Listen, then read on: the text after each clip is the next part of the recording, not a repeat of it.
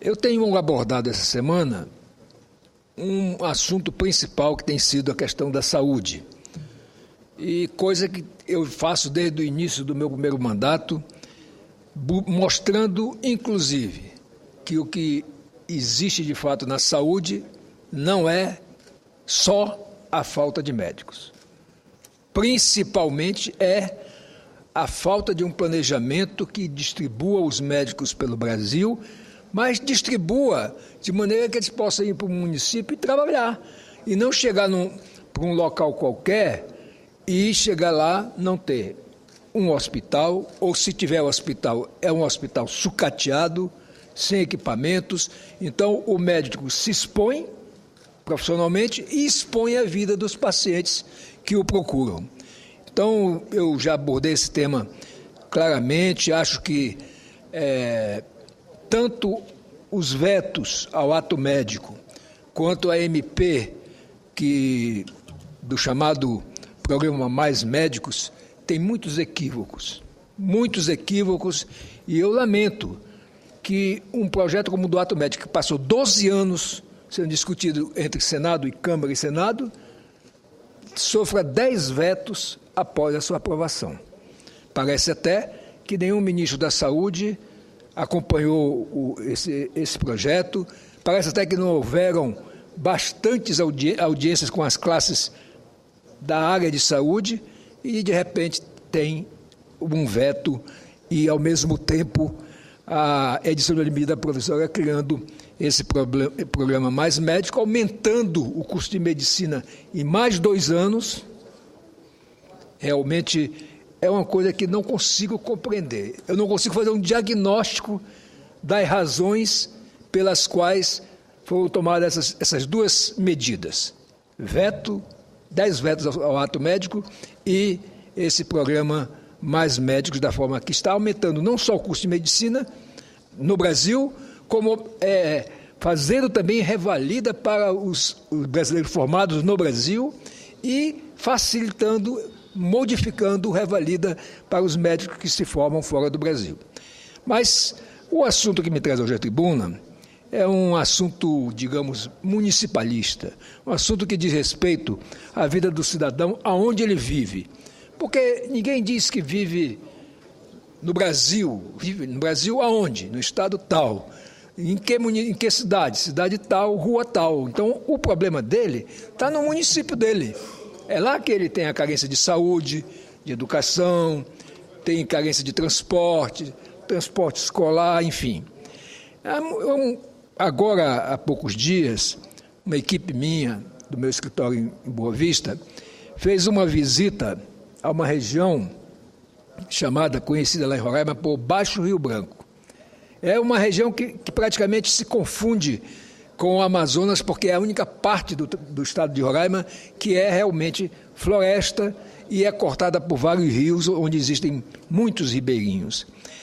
A minha equipe esteve em 13 localidades dessa região, que estão essa região do Baixo Rio Branco pega parte do município de Carecaraí, que é um município que vai do meio do estado até o extremo sul, e tem só ele 47.411 quilômetros quadrados, portanto, quase igual ao tamanho dos estados de Sergipe e Alagoas somados, que dá 49.688 quilômetros. Então, um município enorme, díspare até nos seus biomas, nos seus ecossistemas e no modo de viver das pessoas. E essa região também pega um pedaço do município de Rorainópolis, que é outro município que tem 35.594 quilômetros quadrados. Portanto, os dois municípios onde está essa região, juntos, têm 83.005 quilômetros quadrados, muito maior do que vários estados brasileiros e, inclusive, maior do que Sergipe e Alagoas somados. Mas também, se incluirmos outros estados pequenos do Nordeste, também superará. Mas qual foi o objetivo da visita àquela região?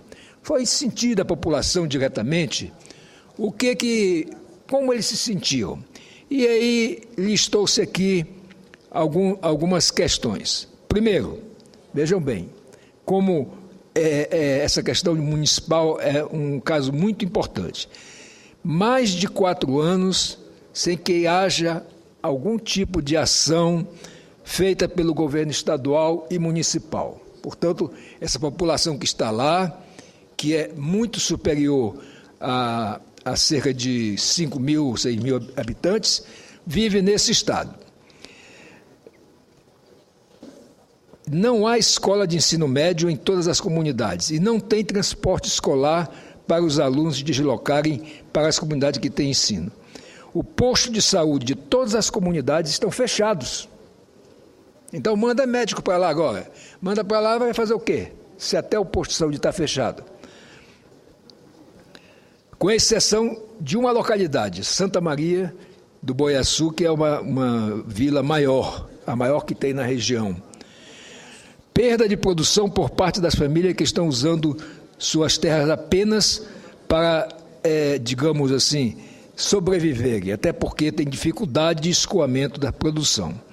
Então, vejam bem, 13 comunidades, vilas e comunidades menores, numa situação de descaso total pelos municípios onde ela está localizada e pelo governo do Estado.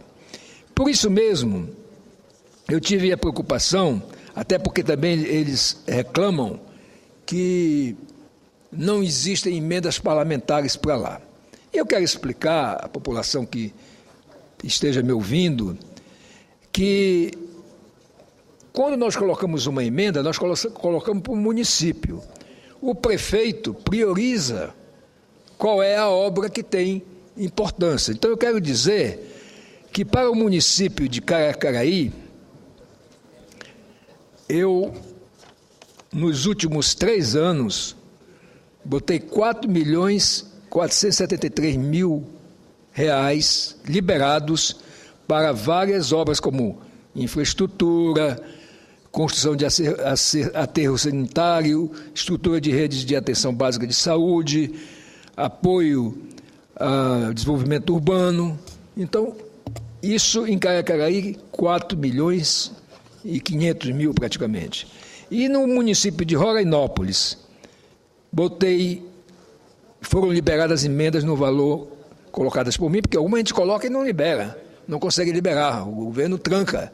Mas as que foram liberadas para o município de Rorainópolis totalizou R$500.313.000 e que foram aplicadas em infraestrutura urbana, melhorias sanitárias domiciliares, infraestrutura básica nesse município, construção de posto de saúde na Vila Jundiá, porque o prefeito priorizou, estruturação da rede de serviços de atenção básica, apoio à Política Nacional de Desenvolvimento Urbano, implementação de infraestrutura básica nos municípios da região do Calha Norte, que inclui os 2 municípios, promoção e desenvolvimento econômico regional com recursos oriundos da SUFRAMA. Então, na verdade, são praticamente 10 milhões que coloquei para os 2 municípios, onde essa região chamada Baixo Rio Branco se localiza. Coloquei o que foi liberado, porque coloquei muito mais e uma grande parte não foi liberada. Então, a população é preciso saber que dinheiro para os municípios, aonde essa região está localizada, foram liberados e que, portanto, poderiam ser priorizados pelos prefeitos perfeitamente de acordo com quem tem que estabelecer o plano de governo do município é o prefeito e cabe à Câmara de Vereadores também colaborar nisso, na aprovação ou na inclusão de certos itens no programa de governo municipal.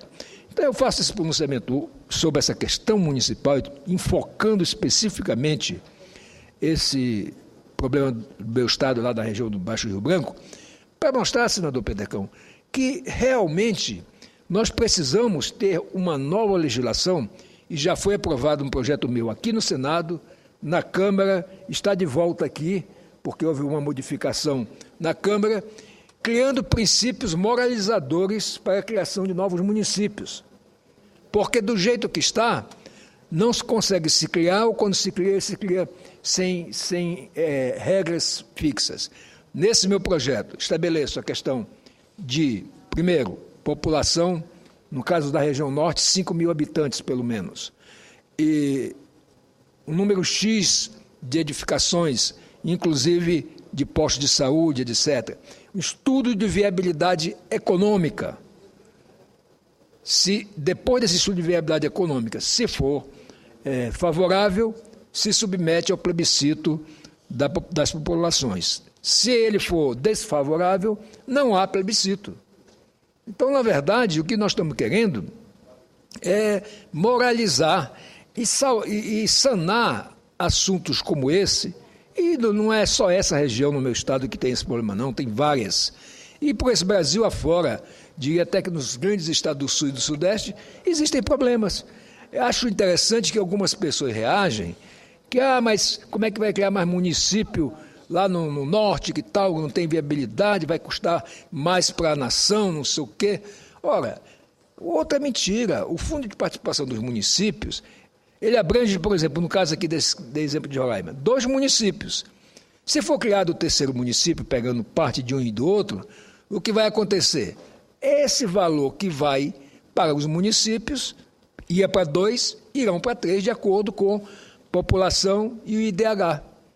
Então, não há aumento de despesa para o governo federal, nem para nada. O que acontece é que não se dá prioridade justamente à vida dessas pessoas que estão no interior deste país, seja na região norte, principalmente a que mais sofre, como na Nordeste, Centro-Oeste, e não é diferente em alguns municípios do Sul e do Sudeste. Agora, o que não se pode é engessar um Estado impedindo que sejam criados novos municípios, porque apenas essa argumentação de que vai gerar mais despesas. Repito, as despesas que a União banca nos municípios é a despesa chamada FPM. Então, isso aí é dividido pela população, não vai aumentar em nada o que os 2 municípios existentes, se for desmembrado as áreas que eu citei aqui, criando um município do Baixo Rio Branco, por exemplo, o custo vai ser o mesmo. E ainda tem uma novidade, que é o estudo de viabilidade econômica, que é indispensável para a realização do plebiscito. Eu faço registro hoje, quero me dirigir à população do Baixo Rio Branco, dizendo que eu espero efetivamente que no segundo semestre nós aprovemos esse projeto que regulamenta a criação de novos municípios, que aqui no Senado está como relator o senador Valdir Raupp, do estado de Rondônia, para que nós possamos corrigir estas e tantas outras distorções que existem por Brasil afora. Basta dizer, por exemplo, no Pará, senador Petecão, tem um município, Altamira, que é o maior município do mundo, e que tem uma área superior a vários países da Europa. Então, não é possível desenvolver uma região com esse tipo de desenho geográfico existente atualmente, quer dizer, essa divisão administrativa que hoje existe. Eu quero pedir a Vossa Excelência, senadora Anabelle, que autorize a transcrição dos 2 documentos que têm a relação das emendas que foram liberadas para os municípios de Caracaraí e Rorainópolis nos últimos anos.